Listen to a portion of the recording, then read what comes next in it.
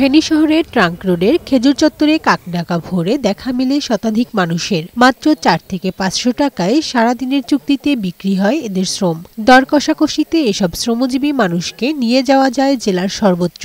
এসব মানুষের কাজের কোনো সীমারেখা নেই। ভবন নির্মাণ, মাটি কাটা সহ প্রায় সব ধরনের দিনমজুরের কাজ করানো যায় তাদের দিয়ে। অভাবের সংসার, তাই এসব মানুষ বাধ্য হয়ে শ্রম বিক্রি করতে আসেন এই হাটে।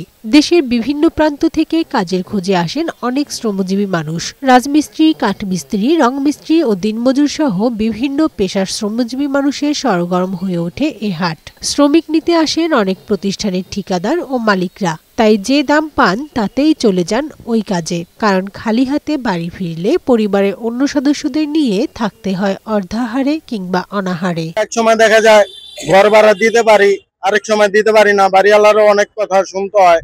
প্রায় 3 যুগেরও বেশি সময় ধরে ফেনী শহরের জিরো পয়েন্টের এই হাটে বরিশাল, রংপুর, কুড়িগ্রাম, রামগতি, লক্ষ্মীপুর, নেত্রকোনা, খুলনা, বাগেরহাট, সিলেট, ময়মনসিংহ সহ নানান জেলার শ্রমজীবী মানুষ আসেন কাজের আশায়। নিয়মিত হাট বসলেও এ হাটে নেই কোনো খাজনা বা হাট কমিটি।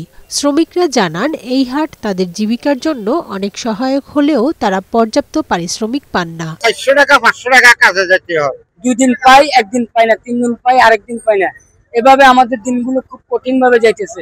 প্রশাসন উদ্যোগ নিলে সঠিক মজুরি কাঠামো তৈরিতে সমাজসেবা কার্যালয় প্রয়োজনীয় পদক্ষেপ নেওয়ার কথা জানান এই কর্মকর্তা। স্থানীয় পর্যায়ে যদি এই বিষয়ে কোনো উদ্যোগ নেওয়া হয় এবং সেক্ষেত্রে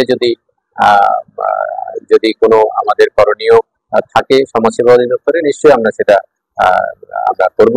শ্রমিক সংশ্লিষ্টদের সাথে আলোচনা করে একটি মজুরি কাঠামো করার ব্যবস্থা করার আশ্বাস দিয়েছেন পৌর প্রশাসক।